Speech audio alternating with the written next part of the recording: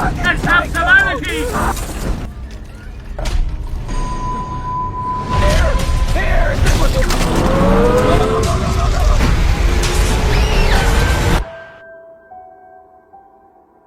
Ini adalah film terbaru yang dirilis pada April 2025 yang merupakan sebuah remake dari film Argentina 2019.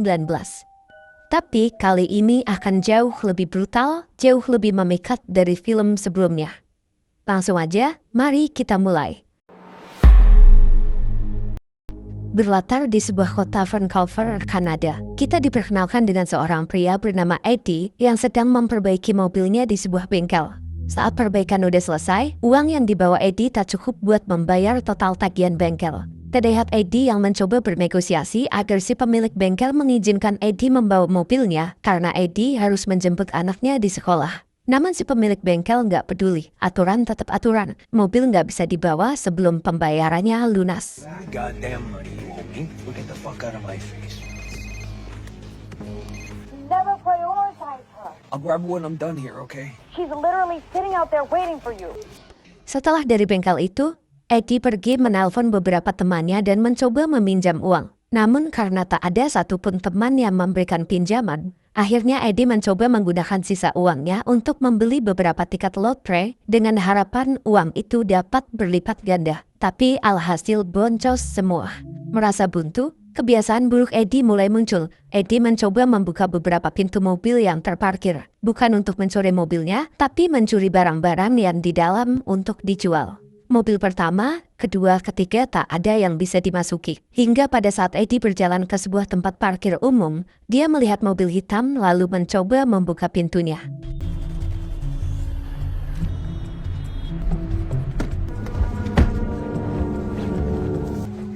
Okay. Pintu terbuka dan Eddie langsung masuk mencari barang-barang yang ia harap bisa ia jual untuk menyambung hidupnya. Tapi setelah beberapa saat dia mencari-cari barang, dia bongkar-bongkar dashboard, jok belakang, laci, semuanya kosong. Terus pas Eddie mau keluar,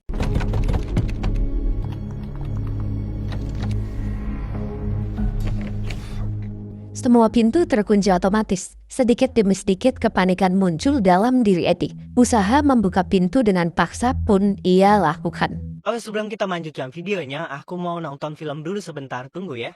I am more sorry than I can say. You will never be Papa. Oh yes, kalian tahu nggak aku nonton film apa? Aku nonton film yang bernama Conclave.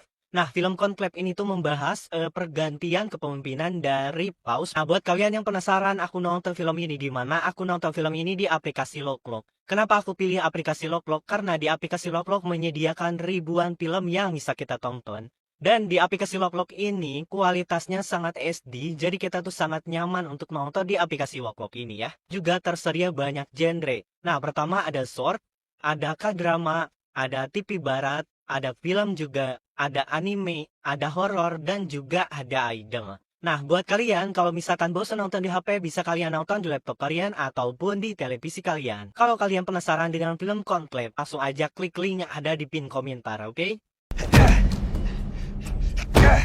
Dan kepanikan mulai benar-benar terasa saat tiba-tiba layar pada mobil menyala dan menunjukkan sebuah panggilan telepon. Eddie tak mempedulikan panggilan itu dan terus mencari cara membuka pintu dengan paksa. Mulai dari gedor-gedor kaca, tendang kaca sambil rebahan, nyoba nelpon teman buat nyari bantuan tapi nggak ada sinyal, sampai pakai kunci roda yang ia temuin di bawah jok mobil.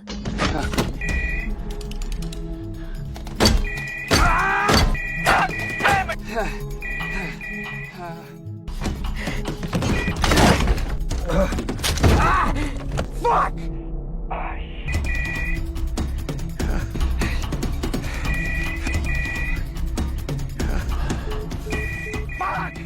Mulai merasa frustasi, Eddie memutuskan buat ngangkat telepon itu. Setelah diangkat, pria di balik telepon memperkenalkan dirinya sebagai William.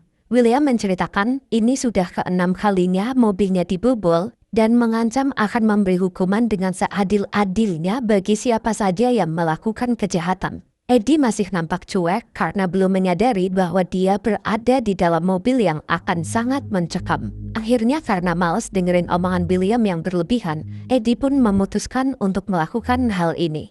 Well, I'm the owner of this car. What is this shit? Nah, man. Let me out. Well, I want to talk to you, that's all. Fuck this shit. Setelah itu, darah terus mengalir. Eddie mulai ketakutan karena melihat respon William yang nampak kayak psikopat. Eddie langsung minta maaf dan bersedia jika dia harus diserahkan ke polisi. Tapi bukan itu yang William mau. William ingin menghukum orang yang jahat dengan caranya sendiri. Eddie pun memohon karena dia harus mengobati lukanya yang terus bercucuran. Tapi dengan santai William menjawab untuk tak usah khawatir karena William merupakan seorang dokter. Bahkan ketika luka di kaki Eddie semakin parah, William masih saja menikmati rencananya hingga Eddie tak sadarkan diri. Hang on a second. Be patient. Well, that wasn't very clever. The walls and the glass are bulletproof. Man, I need medical help now. I want you to be truly sorry and consequences of your actions. In the same neighborhood. Anyway, without what you can make it for at least the local it does.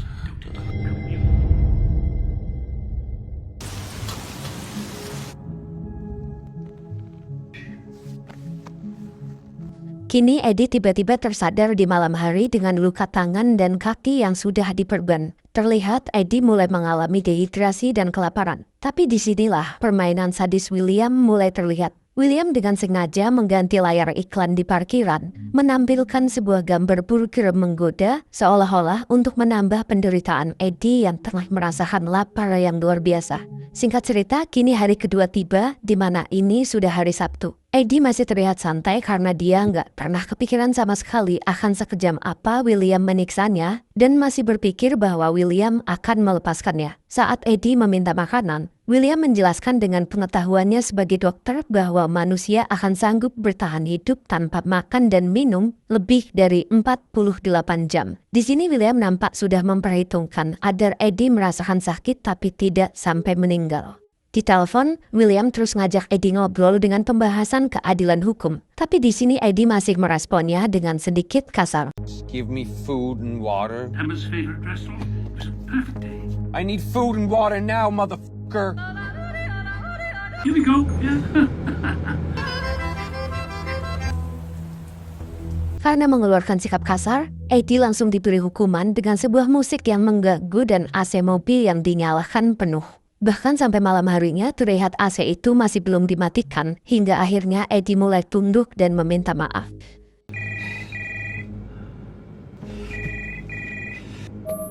Sorry for cursing. Kini hari ketiga tiba, Eddie masih berusaha untuk membuka pintu dengan peralatan seadanya. Tapi naasnya tetap saja dia tak bisa menemukan jalan keluar. Hingga saat Eddie mulai menyerah, William kembali menelpon dan meledeknya. Tapi di sini Eddie menyadari bahwa ada seorang pria berdiri di atas gedung di depannya. Eddie berpikir kemungkinannya itu adalah William, pria di balik telepon itu. Di situ Eddie meminta maaf dan memohon ampunan agar dibebaskan dari sana. Help me out here, man. Well, the problem is rather complicated. I want to make a difference. I want justice. You think this is just?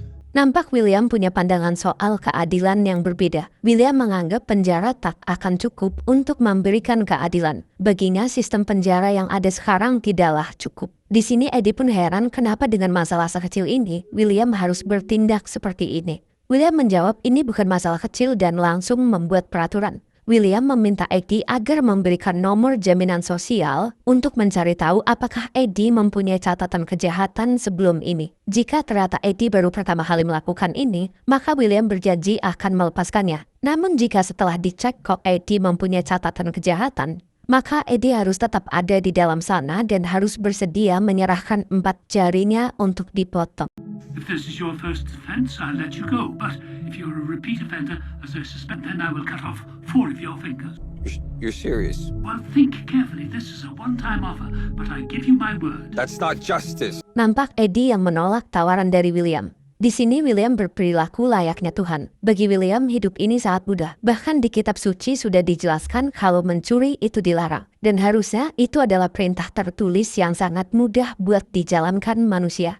Tapi tak hanya William, di sini Eddie juga memberikan sebuah ceramah. Eddie menjawab bahwa orang kaya tak akan pernah bisa merasakan atau memahami secara mutlak bagaimana rasa sakitnya kemiskinan yang dirasakan kalangan bawah. Eddie juga berpendapat bahkan orang kaya tak mungkin tahu bahwa faktanya dalam kehidupan ini beberapa kejahatan kecil justru bisa menjadi jalan satu-satunya untuk menyelamatkan keluarga dari kelaparan.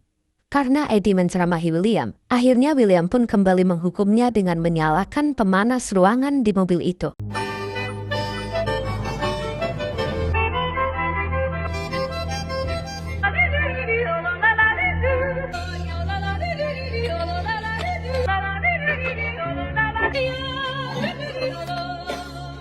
Pada malam harinya, William kembali meminta nomor jaminan sosial untuk mengecek apakah Eddie pernah tercatat melakukan kejahatan atau tidak. William menjanjikan jika Eddie bersedia memberikannya, maka William akan memberikan sebotol minuman untuk Eddie. Akhirnya dengan keadaan yang dehidrasi parah, Eddie pun bersedia memberikannya. If you give me your social security number, I will give you some water.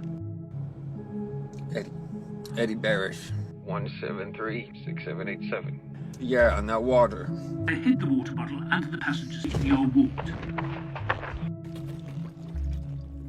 Setelah mendapat minum, Eddie kembali menyampaikan pesan maafnya dan memohon agar William melepaskannya. Karena permintaan maaf itu, Eddie mendapatkan hadiah sebuah roti. Namun saat mengambil roti itu, Eddie menemukan sesuatu yang mungkin bisa menjadi jalan keluarnya. There's a cookie in the glove box. Setelah beberapa saat, Eddie mendengar bahwa William mendapatkan sebuah telepon yang mengharuskannya pergi. Eddie juga melihat ke atas dan nampak seorang pria pergi dari sana. Lalu Eddie langsung mengecek apa yang tadi dia lihat di bawah dashboard mobil. Sebelum melakukannya, Eddie juga mengatas dulu dengan mengacungkan jari pada kamera untuk memastikan apakah dia sedang diawasi atau tidak. He's gone. He's gone. Safety switch. Hey, what are you doing down there? I'm always watching, Eddie. Belum sempat menceklekkan tombol merah itu, William kembali mengawasi dan menyalakan setrum di kursi. Singkatnya pada hari keempat, si Eddie mulai berpura-pura duduk di sana dengan mengajak William ngobrol, tapi kakinya berusaha mencetekkan saklar yang Eddie yakini itu adalah tombol shutdown sistem mobil. Tapi karena nggak berhasil dan posisinya udah lemes banget, Eddie yang tadinya dehidrasi tapi tetap tak sudi meminum pipisnya sendiri, akhirnya kini terpaksa ia lakukan.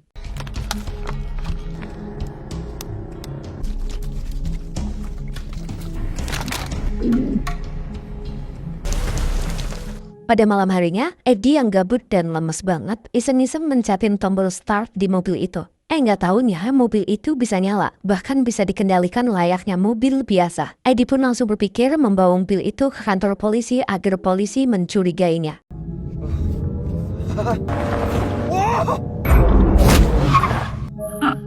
Did you really think it would be that easy? Ternyata itu cuma sebuah prank dari si William, karena sebelum William akan menunjukkan hukuman yang lebih berat, William ingin membuat Eddie merasakan sedikit kesenangan. Sebuah harapan palsu yang semakin memperdalam permainan psikologisnya. Akhirnya dengan kendali penuh dari William, mobil itu berjalan menuju sebuah tempat di mana ada beberapa pemuda nongkrong bahkan berkelahi. Sebuah gang tempat ngumpulnya anak-anak berandalan di mana ada kehidupan yang keras dan polisi pun udah malas ngurusin. Permainan dimulai oleh William dengan menunjukkan hukum yang adil baginya. Jika manusia-manusia tak beradab akan lebih pantas pergi dari dunia ini.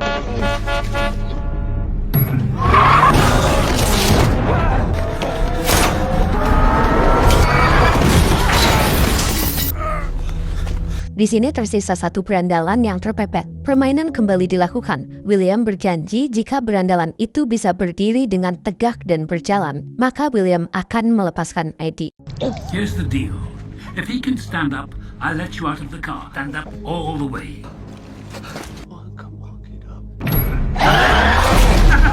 Let's have some anarchy! Lagi-lagi itu cuma sebuah prank di mana William ingin memberikan harapan dan mematahkannya dengan seketika. Eddie pun merasa sangat frustasi dengan keadaan yang gak pernah ia duga akan sedalam ini. Singkatnya, di hari Selasa pagi, Eddie dibangunkan dengan keadaan di mana posisi mobil berada di depan sekolah anak perempuannya. Di sini William kembali menegaskan kepada Eddie tentang bagaimana keadilan bagi orang seperti Eddie yang kerjaannya hanya mencuri, bukan sebuah penjara. Mencuri milik orang lain, maka hukuman yang tepat adalah kehilangan sesuatu yang berharga dalam hidupnya. There she is, little Sarah. Oh my God. Sarah. Stop! Fucking stop! Here! No! Kembali lagi, ternyata itu sebuah prank dari William. William tahu bahwa Eddie tak akan kuat dan memutuskan mengakhiri semuanya. William pun sangat bangga karena dugaannya benar dan William mengatakan bahwa ia sudah mengambil pelurunya saat ia mengobati luka Eddie. Waktu terus berjalan dengan William yang selalu berhasil memberikan tekanan yang bolak-balik kepada kejiwaan si Eddie.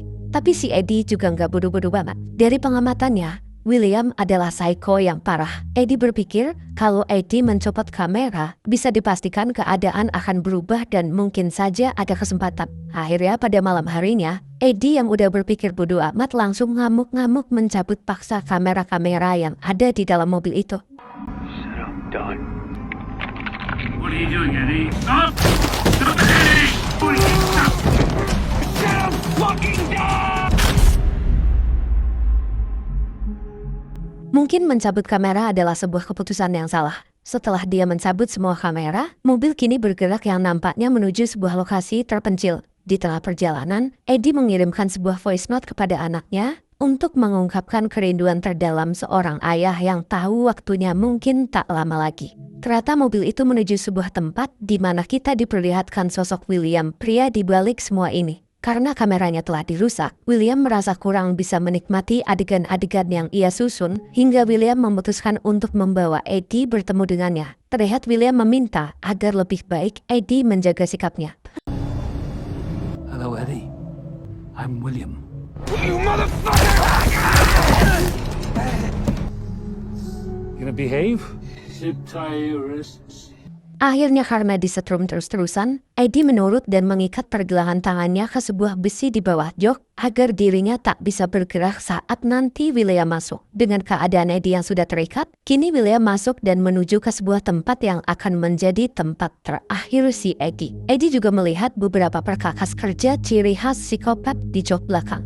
Melihat itu, Eddie mencoba mengulur waktu dengan bersikap selengehan dan terus meledek si William. You kids like these things, huh? My daughter Emma, she loved classical music. Playing her favorite music. Not a problem. Just you and me, Daddy. Di sepanjang jalan, William menjelaskan alasan kenapa dia melakukan semua ini. Ternyata, William adalah seorang korban dari perampokan yang dimana perampokan itu membuat anaknya meninggal. Dia udah lapor polisi berkali-kali, tapi tetap nggak ada respon yang jelas. Bagi William, dunia ini sangat kejam, hingga akhirnya dia memilih mengambil peran kehidupan sebagai manusia kejam daripada harus tertindas. Selagi William bercerita, nampak Eddie yang masih memancingnya untuk terus emosi sehingga kehilangan fokus sampai akhirnya hal ini pun terjadi. Emma, be ashamed of you. That's the joke. What's funny? Bitch.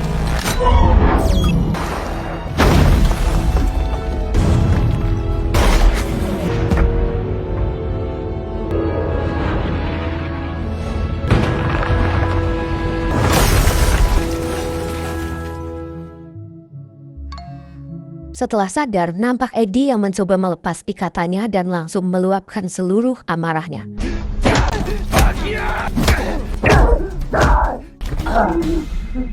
Selagi menghajar si William, tiba-tiba HP-nya berbunyi menandakan bahwa sinyal sudah bisa masuk di dalam mobil karena mungkin kaca mobil belakang udah hancur. Di situ anaknya lah yang menelpon karena khawatir tentang voice note yang sebelumnya Eddie kirimkan. Daddy? Hey. I got your message. What's going on, Daddy? You sounded so scared. Yeah, I'm okay now. Are you taking me up today? 2:15. Yes, I'll be there. Dengan efek benturan, mobil pun mulai terbakar dan Eddie mencoba memanfaatkan kaca belakang mobil yang sudah retak untuk keluar dari sana.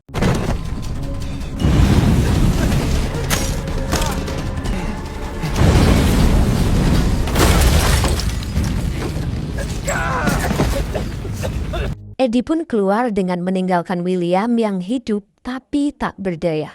Di akhir cerita, Eddie mencari sebuah tumpangan untuk kembali ke kota, lalu langsung ke bengkel tempat mobilnya berada. Bukan buat ngambil mobilnya, tapi menjaminkan mobilnya untuk meminjam sepeda dan menjemput anaknya.